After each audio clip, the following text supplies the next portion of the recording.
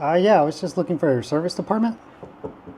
Oh, of course. I can help you with the service department, sir. Are you looking to book a check-in time for your vehicle? Yeah, I was just looking for a quote, honestly, on an oil change. Okay, of course. I can look into that for you. What is the year and model of it, by the way? It's going to be for a 2023 Jeep Gladiator. Just oil change? Okay. So it looks like that is available at $129.95 plus tax. Okay. It'll be the engine, oil, and filter, and a multi-point inspection. Okay. Yeah, and we can... Hey, welcome back.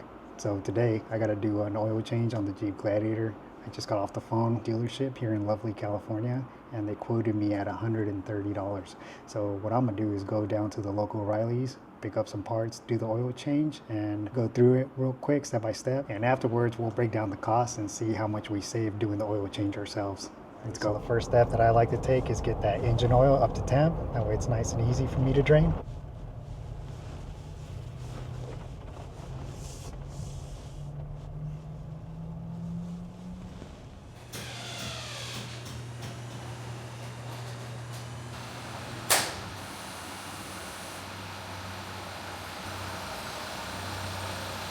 So for this little project, we'll be utilizing these tools right here. Oil pan, I'll be utilizing a creeper. I'll be using some glove for my weeny little hands and some shop rag. I like to use either flathead or a hook if you got one. 10-inch extension, a 24 millimeter socket, 13 millimeter socket, 1/2-inch wrench is what I'm using, a 1/2-inch to 3/8-inch adapter, 3/8-inch torque wrench. And then we got our Mopar filter here, part number Mike Oscar -349. I like to utilize the Platinum Pennzoil full synthetic 0W20. So once you got your oil pan in position, go ahead and take your 13 mil and loosen your drain plug. Once it's loosened, go ahead and grab it with your hand. Again, get your oil pan in position as much as you can. Get her loose, but put some pressure on it, and wham, there she goes. Let her drain. Now let's go up top, take the oil filter out. I do like to remove the oil plug first, and then come over here, remove the oil cap fill to let some air in, and then pop the oil dipstick up to let that air flow through. That way when I'm draining the plug out down at the bottom, the flow is not too crazy on me. So meanwhile, my oil is draining out at the bottom. I'm gonna go ahead and take my ratchet with my 10-inch extension and your 24 mil. Go ahead and remove your oil filter nice and slow. Take it easy. No hurry at all. Once it's nice and loose, take a shop rag. Go ahead and grab it with your hand. Loosen her up all the way. It's gonna be warm, but honestly, it's not too hot where you can't manage the heat coming off of it. Pop her straight out and right onto a little shop napkin. Bam, there you go. Okay, so once you got your oil filter, you're gonna go ahead and just grab it. I like to grab it, push it out with your thumb. It'll just kind of snap out of place. Clean all this out. And then either with the flathead, I like the little hook, grab that little gasket, go ahead and pull her off. And now to replace it with your new filter, what I like to do, get some nice fresh oil, kind of lube her up in here. And then just, you'll hear that little pop or a little snap back into place. Good to go. And then again, just a little bit of oil. It has a little rubber O-ring right at the tip. So I like to give that little guy some oil as well. New gasket. Don't put the old one back in. And then same thing, you can grab oiled oil or again new oil. Make sure it's not dry. And then on this guy, you're just gonna kind of make sure, and when you do get it into place, so just make sure that it's in the proper place, that way it doesn't roll. And then you get a nice good seal. So good to go, ready to go back in. Grab your filter straight down in. What I like to do is go reverse a little bit, that way I don't cross thread. And then go ahead, righty tighty, lefty loosey, remember? I still have to use it till this day. And once it's nice and tight, go ahead and grab your extension with your 24 mil. And actually, I'm gonna go ahead and grab my adapter onto my torque wrench, and then I'm gonna torque this down no more than 18 foot-pounds. Kind of make sure and take a look and make sure your rubber's not rolling or anything like that. But she's going down nice and smooth, and that's what you should feel, no resistance. You'll hit the wall, and there she is, 18 foot-pounds. Good to go. Let's go back downstairs and reinstall our drain plug now. Once she's all drained out, I'll go ahead, clean up around the area a little bit, grab my oil plug, kind of just make sure it's in good condition, nice and clean. Go ahead and hand tighten it in, slide my oil pan out of the way, grab my torque wrench again with that 13 mil, and then I'm gonna go ahead and tighten it down to 20 foot-pounds. That's all it takes, good to go. I'm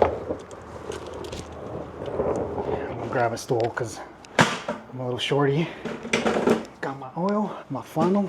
Alrighty, let's top her back off. I like to kind of fill up until I got about a quart left and then go ahead and check my dipstick periodically. She's thirsty. Alright, let's check and see where she's at. Take the dipstick out, clean it off, take a look and see where your little hash marks are. I want to get it out right to the top of it, very bottom of the dipstick. Let's keep going.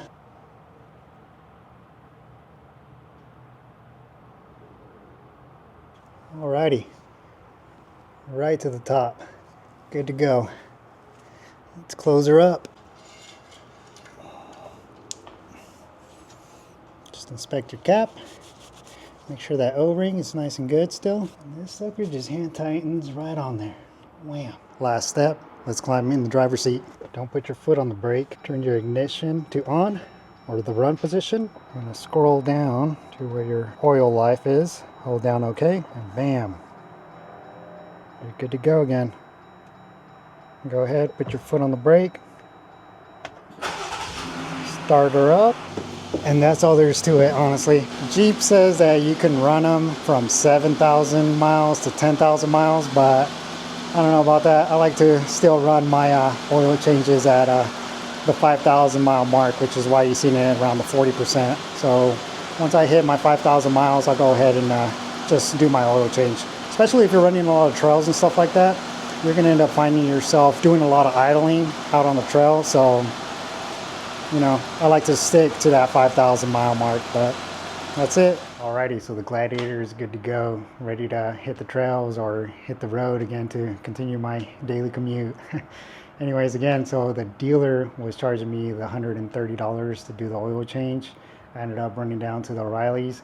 I got the oil filter, the Mopar oil filter, the Mike Oscar -349 right there. It was in stock and they had it there for $11.99 for the oil filter. And then I got some Pennzoil Platinum. Again, it's a full synthetic. It's what Jeep recommends that you utilize. And then this is all just because, again, it's still under warranty, so I'm going to just go ahead and run what they tell me to run.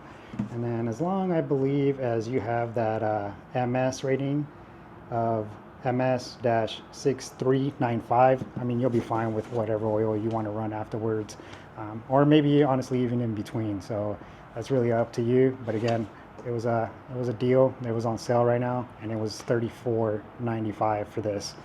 So once I totaled it out, I ended up cashing out at $50.61. I did have a $5 rewards on there, so I ended up walking out with it at $45.61. Not a bad deal to go ahead and do an oil change versus your dealership charging you quite a bit more significant amount. So good to go. Alrighty, thank you again for joining me for another video. Just doing a little bit of maintenance here on the Jeep Gladiator. Hopefully everyone's having a great day. Take it easy out there.